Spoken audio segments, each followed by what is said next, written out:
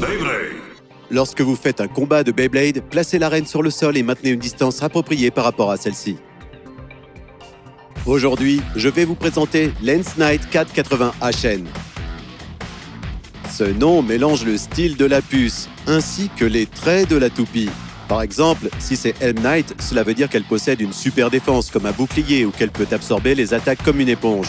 Elle a vraiment un style unique. Lance Knight a des caractéristiques totalement différentes des autres toupies. Maintenant, parlons des pièces. D'abord, le cliquet. C'est un 480.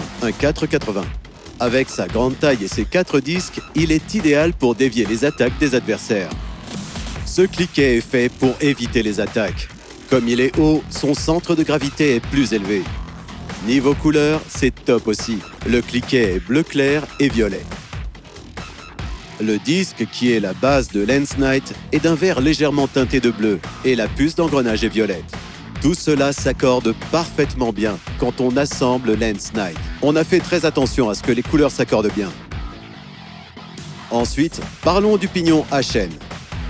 Ce pignon a vraiment attiré mon attention. J'étais curieux de la découvrir aussi. Avant, on avait des pignons N, mais le pignon HN a le même type de défense que le pignon N. Sauf que celui-ci est 1 mm plus haut. La pointe du pignon N est super fine et reste bien au centre de l'arène, tout en défendant et en s'inclinant pour contre-attaquer. La HN garde cette même performance, mais avec ce petit bonus de hauteur qui élève le centre de gravité. Du coup, il s'incline mieux et fait des contre-attaques plus efficaces. Voici le genre de pignon dont il s'agit. En plus, la couleur est vraiment stylée. Ce vert profond lui donne un look mature et classe. Maintenant, parlons du disque. Voici le Lance Knight. C'est un disque de type défense.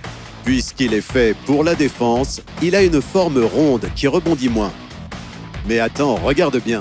Comme son nom l'indique, il a aussi un disque pointu en forme de lance.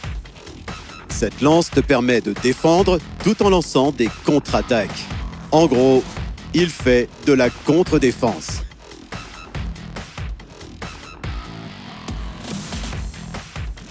Et si tu compares, tu verras que ce disque est bien plus haut que les autres. Oui, il est plus haut! Le disque est positionné plus haut. Et cela lui permet de mettre la pression sur l'adversaire d'en haut en lui faisant perdre son équilibre tout en se défendant contre les attaques avec son disque en métal qui est bien lourd. Le métal ajoute du poids, ce qui déplace le centre de gravité vers le haut, rendant plus facile l'inclinaison. Et lorsqu'il se penche, la partie supérieure frappe l'adversaire avec de puissantes contre-attaques. Bref, ce disque est un monstre de défense et d'attaque. Maintenant, parlons de la puce d'engrenage. Ce chevalier, tout comme le Helm Knight, est tourné sur le côté avec un style noble et plutôt classe. Mais attention, le chevalier sur Lance Knight est orienté vers l'avant, un design différent. Avant le combat, tu peux croiser son regard pour te motiver et avoir l'impression qu'il combat à tes côtés. Le design te prépare direct pour le combat. Ensuite, revenons au disque. Il est placé haut, tout comme le cliquet et le pignon aussi. 3 parties surélevées. Ensemble, elles forment le Lance Knight 480 HN. Grâce à ces pièces conçues avec beaucoup de hauteur, la toupie peut attaquer d'en haut ou s'incliner pour se protéger tout en contre-attaquant. C'est une lame spécialisée pour la contre-défense, ce qui en fait un Bey vraiment unique. Merveilleux! Maintenant qu'on a tout vu, il ne reste plus qu'à passer à l'action. Allons-y, commençons le combat. Maintenant, voyons la contre-défense du Lance Knight en action. C'est parti. 3, 2, 1, hyper vitesse. Et direct un X-Dash.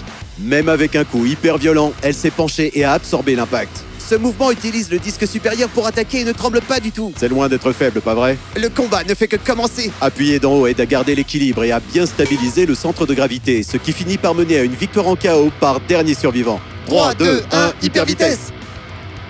Incroyable, 3 points. Il a balancé une contre-attaque avec un KO extrême. Dès le début, attaquer en diagonale et viser la surface supérieure a conduit à une contre-attaque réussie.